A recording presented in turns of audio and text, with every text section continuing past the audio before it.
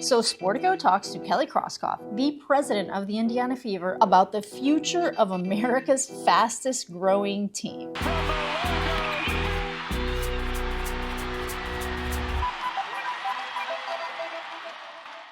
So there was a very interesting article that Sportico came out with where they interviewed Kelly Krauskopf, the president of the Indiana Fever. And basically, Kelly Krauskopf was very involved in the offseason moves of the Indiana Fever. Her and Amber Cox built almost an entirely new roster around Caitlin Clark, Aliyah Boston, Kelsey Mitchell, and I guess even Lexi Hull. It was a whirlwind shift in the Indiana Fever, as it was for a lot of teams in the WNBA. But this article, it goes into their offseason moves. It goes into how the teams were involved in trades and free agency, how Kelly Krauskopf feels about the record-setting year they had last year and where they're going from there. And Kelly Krauskopf basically calls the Indiana Fever America's team. So they start out with this banger of a question. As you approach free agency and trades this offseason, how involved were the Fever's franchise players, Caitlin Clark, Aliyah Boston, and Kelsey Mitchell, in those personnel decisions? It kind of makes me wonder if asking this question, how involved were Aliyah Boston, Kelsey Mitchell, and Caitlin Clark in the trades of, say, Nalissa Smith and stuff, but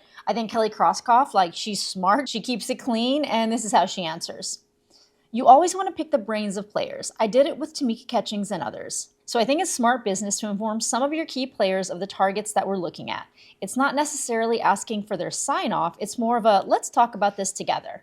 We had great synergy in how we communicated and how we were able to have those conversations. And then we had eager players in our locker room that wanted to be a part of recruiting, if you will. And talking to the players helped bring them to Indianapolis. Every single player that we brought in, those were intentional moves to add to what we saw that we had envisioned in a successful blueprint. And Aliyah Boston mentioned it herself in an interview that they were consulted in who they brought in. I think that the locker room chemistry was a very important issue for the Indiana Fever.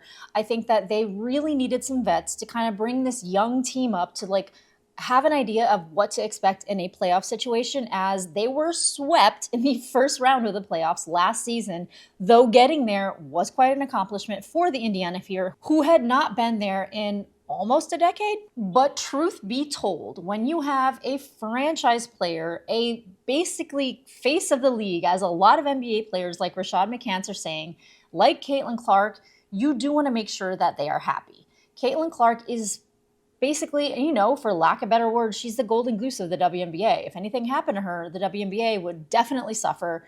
Knock on wood, we do not want that to happen, because we want the league to be successful, right? So it is not shocking whatsoever that at least Caitlin Clark was involved in these operations, and getting Aliyah Boston involved, getting Kelsey Mitchell involved, that really just shows a very collaborative effort and the vibe of what the Indiana Fever want to be. And it's not as if they were making these decisions, but they were involved and they were all collaborative in the process. They also go into the new CBA and all those negotiations and how that might impact the future of the team. And if you don't know what this new CBA is, that is the contract where all of the media outlets agree on a number to give the WNBA as a league, of which the WNBA figures out how to disperse and pay their players, pay for their marketing, pay for basically everything.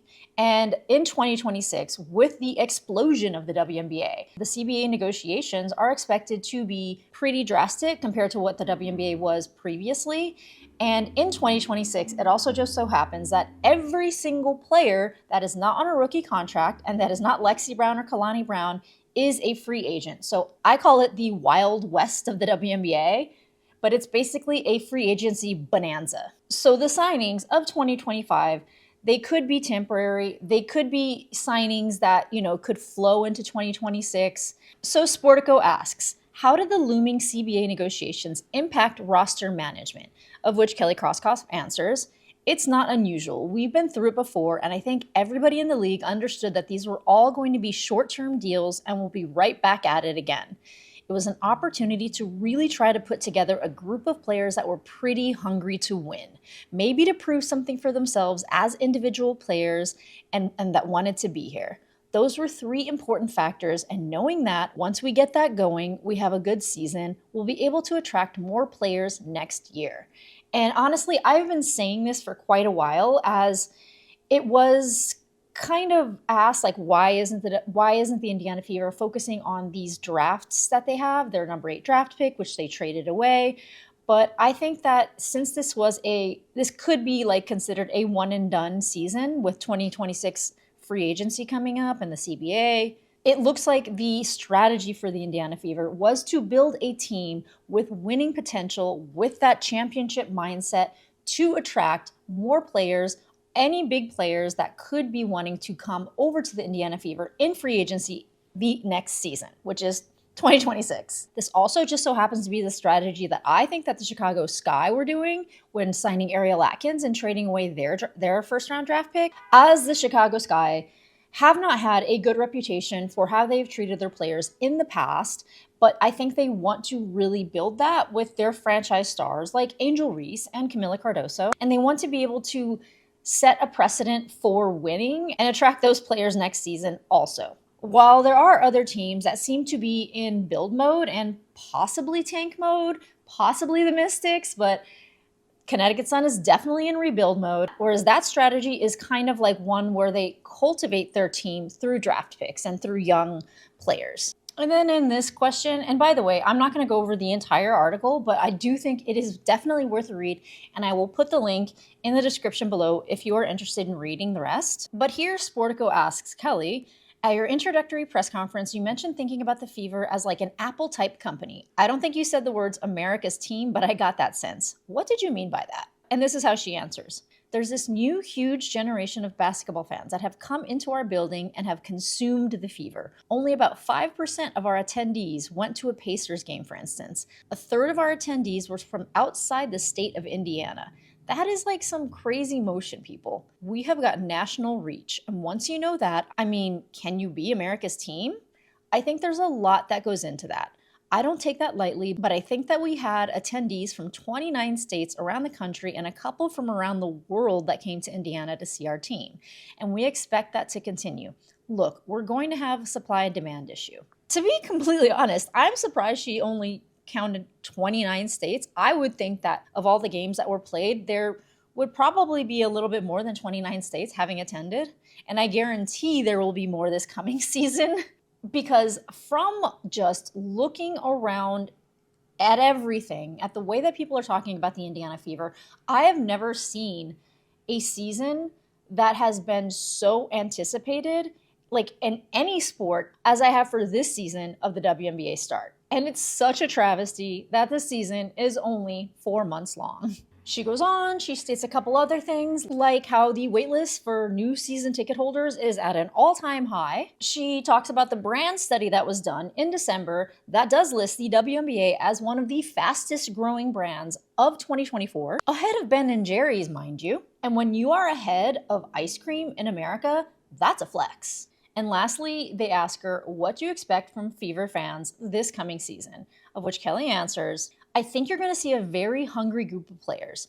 First, this is an extremely competitive group. That's number one. Everybody likes to talk about it, but these players really are about that. They're extremely competitive. They love the game. And then there's the style standpoint. We added players that like to play up-tempo, that like to get out and run, score in transition, and I think that you're going to continue to see a fast-paced, really fun environment of basketball on the court that leads to a lot of scoring and a lot of fast-paced play, which is so great because, you know, Kelsey Mitchell is one of the fastest. I don't know, Kennedy Carter might be a little faster, but I would put Kelsey Mitchell and Kennedy Carter as like the fastest players in the WNBA. And I don't think that Kelsey Mitchell ever got the opportunities to really flex her muscles in what she was able to do. And she used to play a lot of ISO ball. I think she had to be broken of that habit a little bit because she does tend to kind of like ISO and dribble for a while. And she wasn't cutting back door as much as she is now.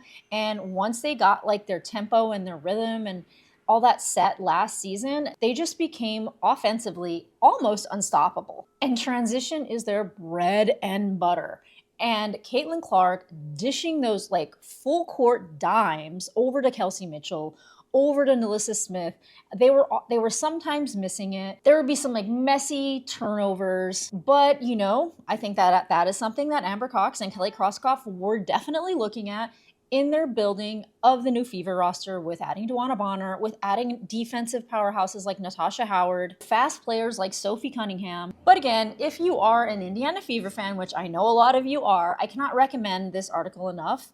It is a very interesting look at behind the curtains at like what their plans were. You know, they talk about the new practice facility. There's a couple other things in here that I did not go over. So check it out if you want. Again, the link will be in my description, and I will see you next time.